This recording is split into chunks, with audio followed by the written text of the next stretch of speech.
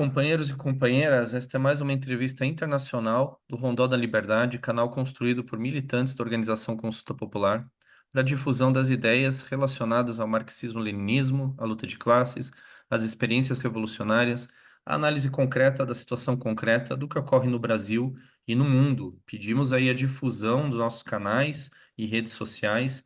Siga o Rondó da Liberdade no Twitter, Instagram, curta, compartilhe e se inscreva em nosso canal. Eu sou Pedro Carrano e estarei conduzindo aqui a nossa conversa de hoje. Ainda em 2014, o nosso convidado, José Antônio Rido, havia alertado que se o mundo não detiver os Estados Unidos, haverá uma terrível guerra na Ucrânia, previsão que se confirmou quase uma década depois.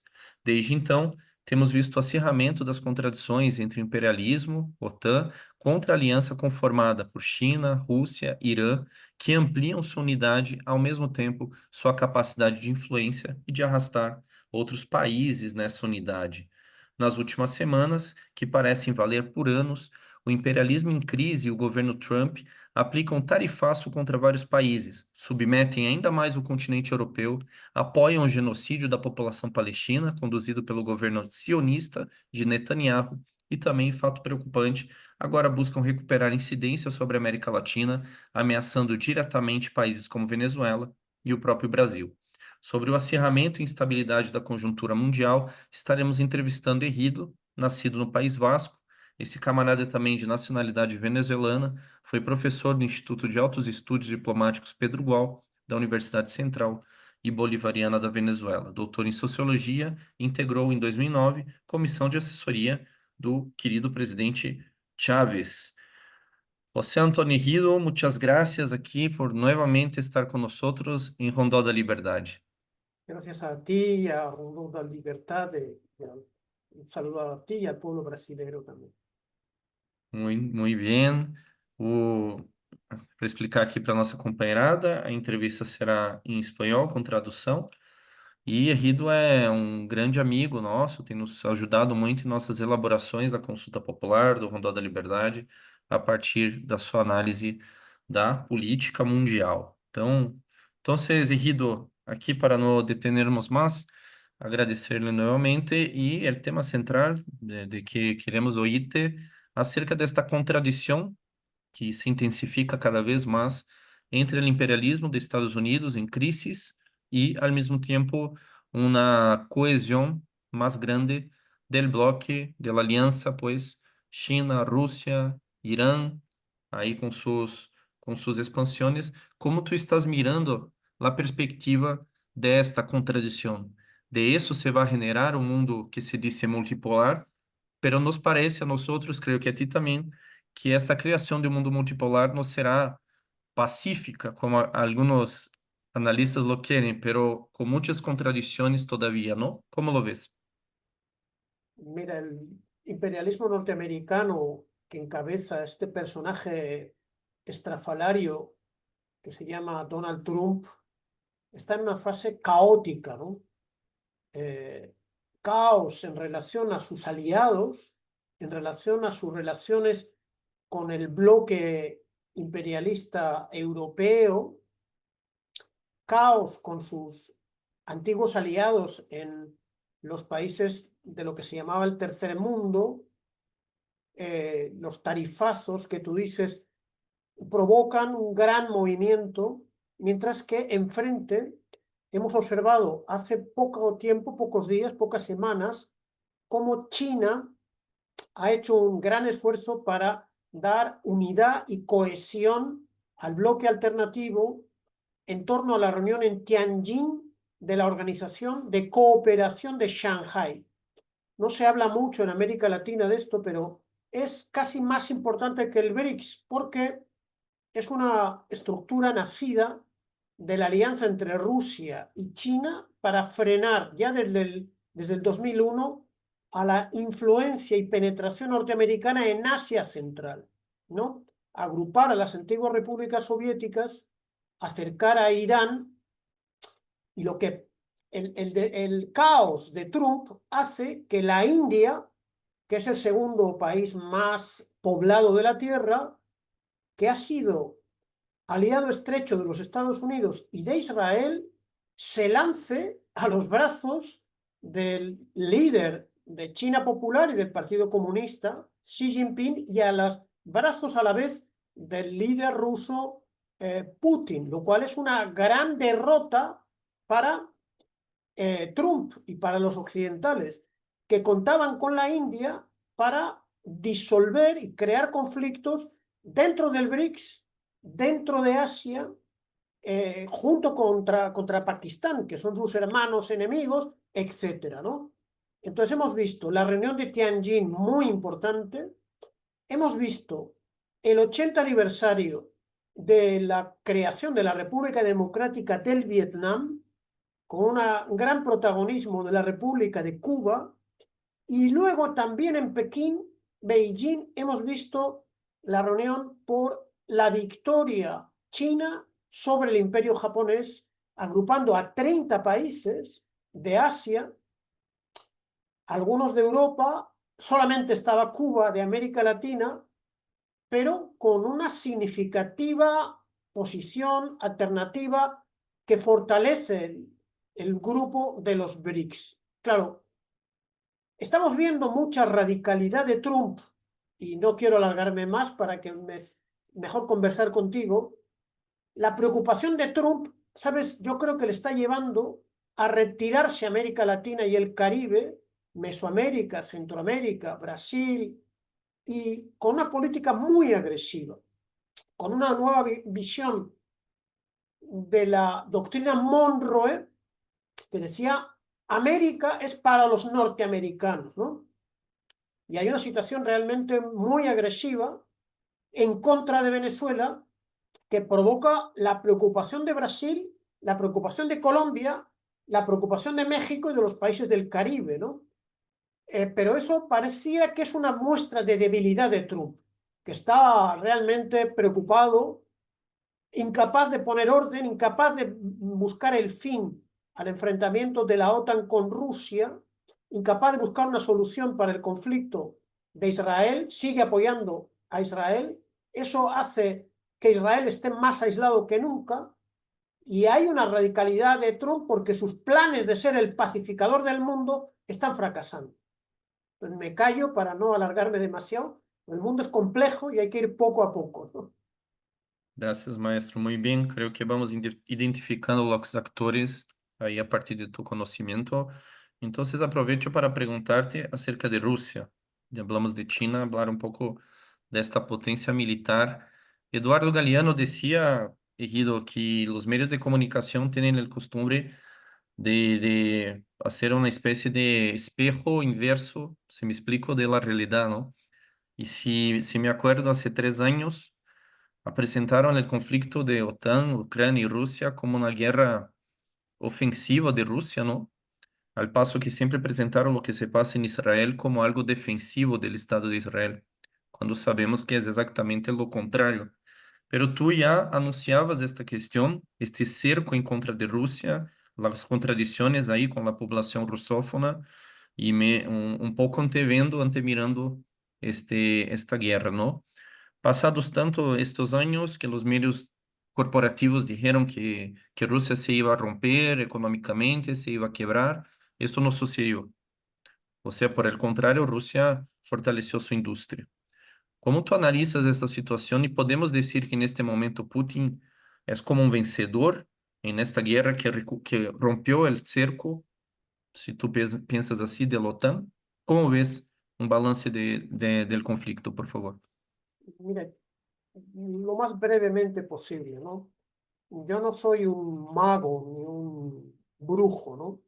Yo simplemente había leído el libro del consejero de seguridad del presidente Carter, que se llamó Zbigniew Brzezinski, que tiene un libro que se llama El Gran Tablero Mundial, publicado en los años 90, donde plantea que si los Estados Unidos quieren recuperar o consolidar el control del mundo, porque entonces ellos tienen el control del mundo tras la caída de la Unión Soviética, lo fundamental es controlar Eurasia. Para controlar Eurasia hay que apoderarse de Ucrania y desde Ucrania lanzar la fragmentación de Rusia. porque incluso la Rusia de la contrarrevolución, de Boris Yeltsin, del caos, del desastre, del hambre, era demasiado grande para las necesidades del imperialismo norteamericano, porque la inmensa extensión de la Federación Rusa guarda, atesora, conserva las mayores reservas mundiales de todas las materias primas del mundo. Lo que pasa es que los rusos no certifican internacionalmente que ellos son los dueños de los principales yacimientos de petróleo y de gas, porque no lo quieren hacer. Luego viene Venezuela, que sí que certifica como el principal dueño de los yacimientos de petróleo, pero es Rusia quien realmente lo tiene. Entonces, se fue cumpliendo lo que había dicho Brzezinski. La señora Victoria Nuland y el presidente Obama ponen a los neonazis criminales, nietos de los criminales de la Segunda Guerra Mundial, que son los banderistas, que eran asesinos más peligrosos, más sanguinarios que los mismos alemanes. Estos tipos, estos nazis, hijos de nazis, habían dirigido desde Taiwán la Liga Anticomunista Mundial, que había sido una organización terrorista internacional apoyada por la CIA que mata, por ejemplo, al obispo Monseñor Romero de El Salvador, el año 1980. El coronel que lo mató era un agente de esta Liga Anticomunista Mundial presidida por Stretsko, que es hoy un padre de la patria nazi-fascista ucraniana. Entonces, esta gente amenaza la integridad de Rusia y amenaza a la población obrera rusófona que habla ruso del este de Ucrania. Entonces, Rusia intentó buscar un acuerdo pacífico. Efectivamente, yo dije en Telesur, aquí va a haber una guerra porque Rusia no va a permitir, Rusia, como yo, también ha leído a Brzezinski. Entonces, en los años 90, los norteamericanos creían que ellos serían siempre los poderosos y decían lo que iban a hacer. Rusia defendía, como dices tú muy bien, su seguridad nacional. Rusia ha conseguido frenar que Ucrania sea un enemigo gravísimo contra ellos, que instale armas nucleares la OTAN y que se lance a lo que dice la CIA. La CIA ha planteado ya en el 2022 que su objetivo es fragmentar a Rusia en pequeñas repúblicas, como pudo hacer con la Unión Soviética, como pudo hacer con la Federación Socialista Yugoslava, como pudo hacer con la República Socialista de Checoslovaquia, creando estados inviables, estados inútiles, estados fallidos. En este caso, Rusia consigue defender la unidad de la Federación Rusa, consigue neutralizar a Ucrania, pero hay que decir también que Rusia no ha podido defender a Siria y Siria en diciembre del año 2024 ha caído en manos de la estructura internacional criminal que ya creó el señor Brzezinski. ¿Te acuerdas que hablábamos de Brzezinski? Bueno, Brzezinski, el año 79, inspiró la mayor operación oculta con mayores medios que ha lanzado nunca la Agencia Central de Inteligencia Norteamericana, la CIA, Central Intelligence Agency. Se llama la Operación Ciclón. Esta Operación Ciclón creó una red mundial, un ejército terrorista islamofascista mundial, para acabar con la República Democrática de Afganistán y con el poder de los comunistas en Afganistán, y luego como herramienta para destruir el movimiento de liberación nacional y hacia el socialismo de los países árabes y de los países musulmanes. Eso no ha desaparecido, querido Pedro, sino que está muy activo porque, como te digo, repito, la heroica República Árabe Siria cayó en diciembre del 2024. Y Rusia no ha sido capaz, no ha tenido fuerza para defender a Siria del partido Baas Árabe Socialista, donde había dos bases militares rusas y donde había el último proyecto antisionista estatal árabe que defendía además la unidad árabe y un proyecto laico semisocialista. Esto es un golpe grande para la paz, para la causa palestina, para la paz en el Mediterráneo, porque las fuerzas terroristas del señor Yulani, que ahora está en Nueva York, recibido como un héroe, cuando es un criminal salvaje, creado como un gran terrorista por un individuo con el que se ha reunido ayer, Pedro. Ayer se reunió con el antiguo jefe de la CIA, el general Petrus. ¿Quién es el general Petrus? Cuando Irak cae en manos de los imperialistas norteamericanos, Petrus es nombrado gobernador colonial de la ciudad iraquí de Mosul. Mosul. Hay mucha población siria iraquí en Brasil, Mosul. Mosul estuvo dominada por este general y este general inventa el Estado Islámico o Daesh en árabe. Y uno de los dirigentes es Yulani, alias Yulani, con el que se ha reunido ayer. Pero si te fijas en las informaciones que tenemos, Petrus se dirige en público al terrorista Yulani como si fuese su hijo. Es decir, es su... Bueno, entonces Rusia yo creo que resiste, pero tiene problemas. Ha tenido que pedir ayuda a la República Popular y Democrática de Corea, que ha puesto miles de combatientes para echar a los nazis de la OTAN de la provincia de Kursk en la Federación Rusa. ¿Eso qué significa? Que es una guerra muy dura. Trump ha dicho que quiere la paz, pero Trump es una marioneta del quien tiene el poder en los Estados Unidos, que es el complejo militar industrial privado, 5 grandes empresas, BlackRock, la oligarquía, la gran oligarquía que lo que quiere guerra nuclear, quiere guerra total, quiere derrotar a Rusia, quiere sostener el poder asesino del sionismo, que es una creación británica, y las creaciones terroristas y coloniales británicas luego han pasado a control de sus antigua colonia norteamericana, ¿eh?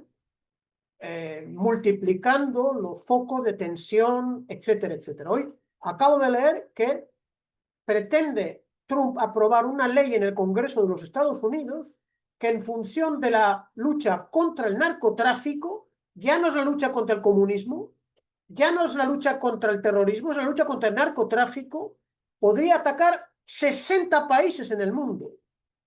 60 países en el mundo. Entonces Brasil tiene que estar preocupado y toda América Latina, porque parece que Trump, golpeado en muchas partes del mundo, quiere volver, insisto, a controlar, incluso mediante golpes de Estado e intervenciones militares, los países soberanos de América Latina y del Caribe. Una situación compleja, como tú comentas también. Claro, claro, Henrido, gracias. Me doy cuenta, Henrido, que tu vocabulário, tu lenguaje, tú no tienes dudas en manejar las palabras colonialismo, muy ligadas a esta raíz del nazismo del siglo XX y del incluso del fascismo, ¿no? Como tú ves este momento que muchos dicen la extrema derecha en el mundo? ¿Cómo tú ves este momento? Pero me parece que tú haces esta conexión muy, muy directa con un ascenso neofascista, vamos a decir. Nosotros utilizamos mucho esta terminología, ¿no? Claro que tiene características propias de este momento, pero lo que se dice extrema derecha en los países muchas veces son movimientos neofascistas, ¿no? Que tienen esta raíz, ¿no? ¿Cómo tú piensas eso?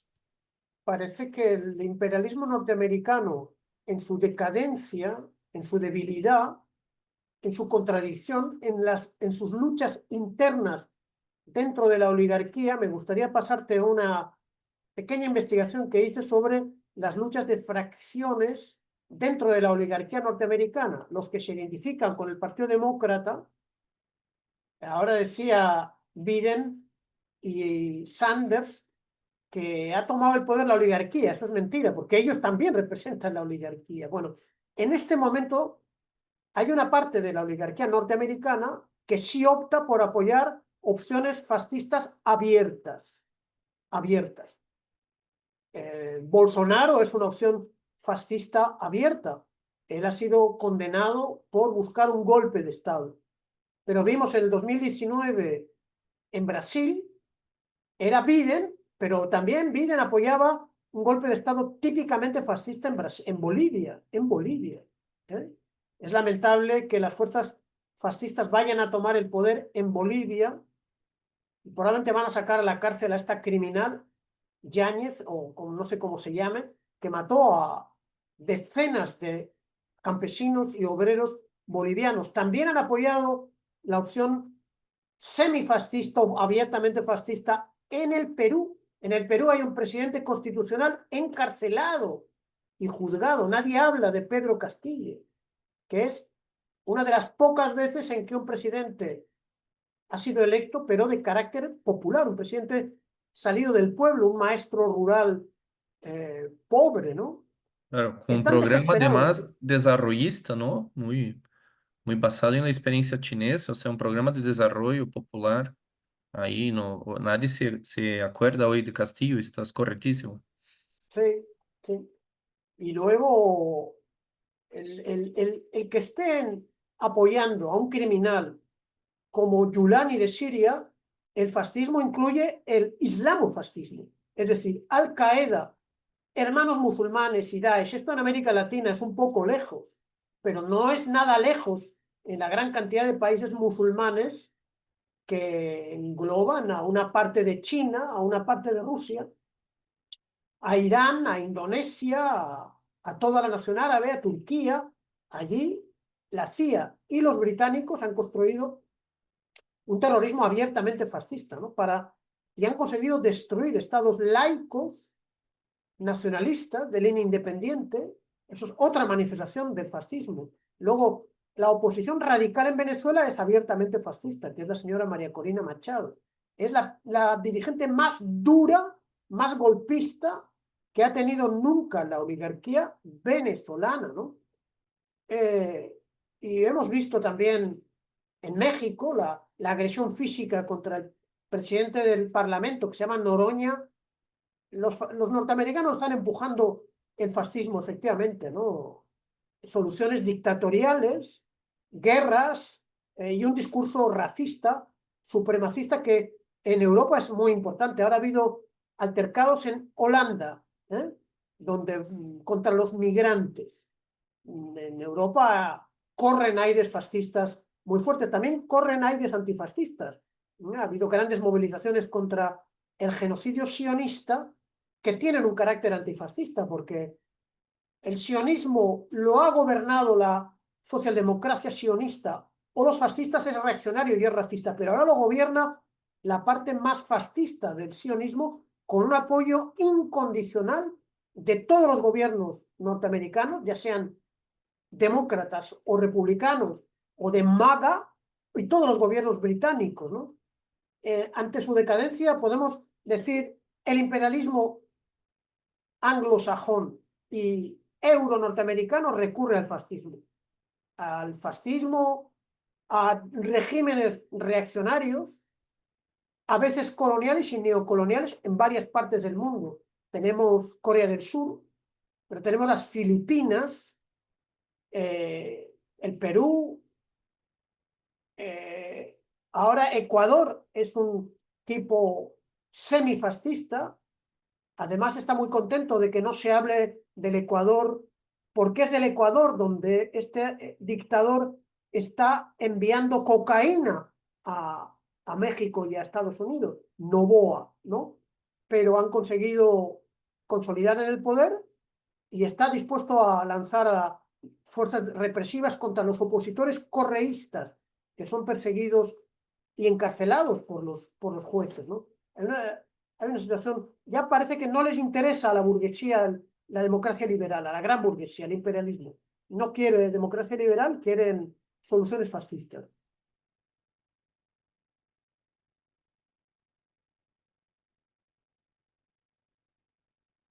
Sí, es muy bien. Incluso en este momento hay una rebelión o organización o revuelta campesina ahí fuerte en Ecuador, ¿no? Justamente contra estos problemas históricos estructurales que se profundizan en el actual gobierno de Noboa, ¿no? Entonces estamos en este momento de esta entrevista mirando también esta resistencia y que seguimos acompañando, ¿no? En este país tan, tan resistente y tan dependiente también, ¿no? Históricamente ahí. Y lo que te quería decir, Guido, gracias. Estamos preocupados también por lo de Venezuela, ¿no? Además de lo que sabemos, vemos en las últimas semanas refuerzo militar en el Caribe por parte del imperialismo de Estados Unidos, los destroyers, la presencia en Puerto Rico también. ¿Cómo podemos interpretarlo de tu punto de vista? Y la pregunta que todos nos hacen para traerle es, ay, ¿tú miras un riesgo concreto de una invasión de Estados Unidos en Venezuela? ¿Cómo tú ves este momento, pensando en Venezuela ahora? Es una situación muy peligrosa. También era una situación muy peligrosa en el 2019, ¿no? Estaba Trump. Trump reconoció a un pequeño diputado, agente de la CIA como presidente, pero en aquel momento él intentaba que Bolsonaro movilizase al ejército brasilero contra Venezuela y también Duque con el ejército colombiano, incluso el presidente que estaba entonces de la Argentina. Hubo un terrorismo, hubo golpes de Estado diversos. Afortunadamente, los militares brasileños no se involucraron en ninguna provocación contra la revolución venezolana, y la resistencia del pueblo venezolano, dirigida por el presidente Maduro, derrotó a la provocación de Trump. Trump, dirigido entonces, acompañado por unos tipos muy peligrosos que eran Pompeo, su agente de la CIA y ministro de Exteriores. Luego estaba Elliot Abrams, que es un gran criminal que estuvo apoyando al dictador guatemalteco Ríos Montt en los años 80. Y luego había John Bolton, otro gran criminal responsable de dictaduras en América del Sur. Bueno, fueron derrotados. Entonces Trump ha dicho claramente antes de que volviese la segunda vez al poder, estuvimos a punto de tomar el petróleo y no lo hicimos. Petróleo venezolano gratis. Entonces Trump habla como un mafioso de Nueva York que quiere robar los bienes de los demás sin pagar, y eso es lo que está planteando, ¿no? Ahora, tiene a otro dirigente muy peligroso que es Marco Rubio, que representa la parte más criminal, más golpista, más anticomunista de la derecha cubana en la Florida. Este tipo se acaba de abrazar ayer con el terrorista Yulani en Nueva York, y este está empujando para una invasión a gran escala de Venezuela. Ahora bien, fíjate que algunos dirigentes norteamericanos muy reaccionarios dicen, por ejemplo, James Story, que ha sido embajador de Estados Unidos para Venezuela, aunque desde Colombia, porque se cerró la embajada de Estados Unidos. James Story ha dicho que en realidad no están acumulando fuerzas suficientes para invadir en realidad el país, porque para invadir Irak en el 2003, pues tuvieron que movilizar casi medio millón de soldados. Y luego la resistencia iraquí, preparada por el partido Baas, por el ejército, pues causó 5 o 6 mil muertos a los marines norteamericanos. Pero es muy peligroso porque el, la flota de guerra que amenaza a Venezuela ha matado ya a decenas de pescadores y de marinos venezolanos que se dirigen en lanchas ligeras desde Venezuela a, en aguas internacionales o aguas de Venezuela a la isla de Trinidad y Tobago. Luego están procurando empujar las fuerzas subversivas de la señora Machado para generar disturbios dentro. Ahora hay que decir una cosa, también cuando la revolución venezolana es presionada mediante la presión imperialista, desarrolla lo más popular y lo más radical, lo más sano y lo más fuerte que tiene. Es decir, moviliza al pueblo obrero y campesino, al pueblo comunal, al pueblo militar, y eso es lo que ha pasado. En estos 2 meses, Maduro ha reaccionado muy bien, muy fuertemente, inscribiendo a las masas en las milicias populares, bajo control de los militares, eh, buscando la cohesión del pueblo, buscando incluso dividir a la derecha y a la oligarquía entre una parte entregada a los norteamericanos y una parte más nacionalista, vamos a decir, más nacional, lo cual es inteligente y es una política correcta para aislar a, a los más reaccionarios, a la burguesía comprador. Entonces, en esta situación hay dos salidas posibles. O Venezuela es aplastada militarmente en un baño de sangre, y eso significará pérdidas también para Chevron, que es la gran empresa petrolera que está comprando mucho petróleo de Venezuela, o va a salir Trump completamente derrotado frente a un Maduro reforzado que va a reforzar también la cohesión y la unidad de los países latinoamericanos. Y va a significar, espero, una contraofensiva contra la burguesía compradora que representa Milei en la Argentina, Noboa en el Ecuador, gobierno de Paraguay, el gobierno del Perú, en parte el gobierno de Chile, el gobierno de Guatemala, el de Panamá y el de Costa Rica, creándose un eje entre México, Colombia, Venezuela, Brasil, tal vez, ojalá Uruguay, Nicaragua, Cuba y Honduras, que cree condiciones para una contraofensiva, para una vuelta a gobiernos populares. Sobre todo tiene que caer Milei. Es una vergüenza que el tercer país más grande de América Latina sea gobernado por un agente sionista enloquecido, pero que ha tenido millones de votos y que representa una crisis política y parlamentaria en ese país, ¿no? No, y golpea esto a la unidad latinoamericana, pero Milei ya ha sido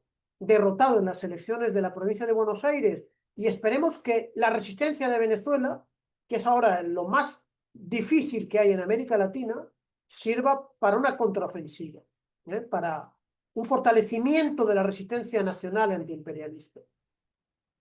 Claro, en el contexto de las buenas intervenciones del presidente Lula en contra de la agresión imperialista, de las medidas de Trump, esperamos también que podamos avanzar en Brasil hacia una intervención y un apoyo activo a Venezuela, ¿no? Porque yo creo que este fue un poco un error del año pasado del gobierno, y este año tenemos que tener esta unidad que tú dices, incluso regido, porque tal vez por la primera vez poca gente se dio cuenta. Tenemos una franja de tres gobiernos progresistas que de Colombia, Venezuela y Brasil, ¿no? O sea, un momento muy interesante para esta unidad y resistencia, como nunca tuvimos antes, ¿no? De tres gobiernos de izquierda, ¿no? En esta zona, ¿no? Que ahí circunda el Caribe, ¿no?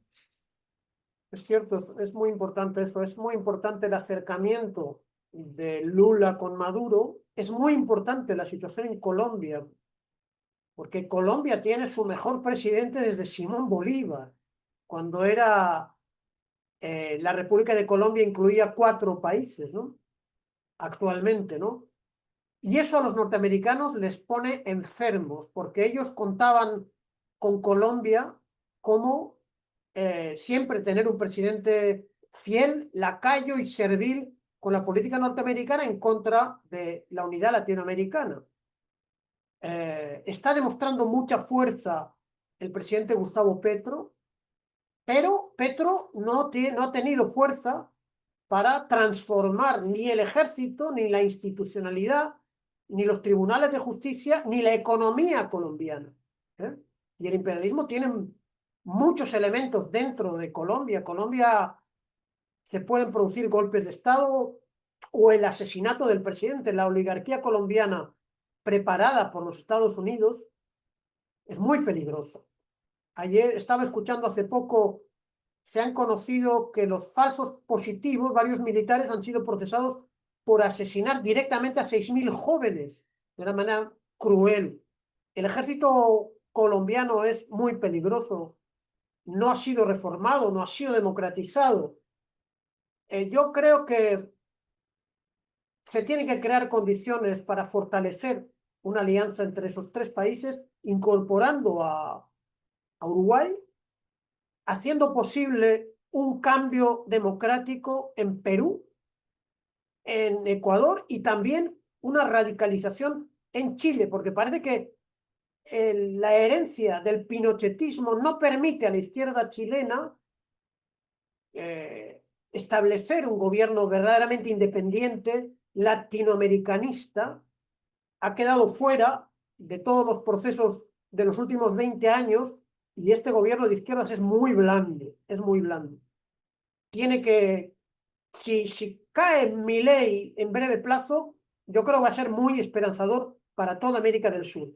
Y luego hay que volver a la idea de Chávez de una alianza que incluya a Guyana, porque Guyana está en la mitad entre Brasil y Venezuela, y yo creo que Lula empezó a molestarse mucho cuando, creo que hablamos de esto, cuando Venezuela convocó un referéndum para anexionarse una parte de Guyana, lo que le da argumentos al imperialismo norteamericano para controlar este pequeño país que habla inglés, pero que no está gobernado por agentes imperialistas, está gobernado por un partido que es heredero de las luchas de los antiguos esclavos, de los antiguos semiesclavos y de los comunistas guyaneses, ¿no? Ese tema habría que resolverlo de una manera unionista, integracionista, con el discurso de Chávez de fraternidad. Y me parece que Lula no le gustó aquello y desde entonces hay una molestia de Lula, pero las cosas mejoran un poco, ¿no? Mejoran la relación entre los gobiernos y que mejoren más todavía.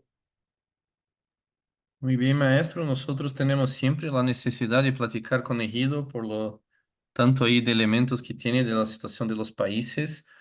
Vamos aquí ahora y estamos un poco en nuestro tiempo, ahí dejando abierto, ¿no, Ejido? Para que podamos periódicamente tener unas pláticas ahí acerca de la política mundial. Y te dejo este espacio ahí para una consideración final que tú puedas también traer algo que central que tal vez nos haya escapado aquí en nuestra charla. Desde ya te agradeciendo mucho y siempre la colaboración con nuestros medios y nuestra lucha aquí en Brasil. Para mí es un placer y es un honor. Yo soy un admirador de la enorme cultura popular brasilera, de su tradición democrática. Es el país más grande de América Latina y del Caribe.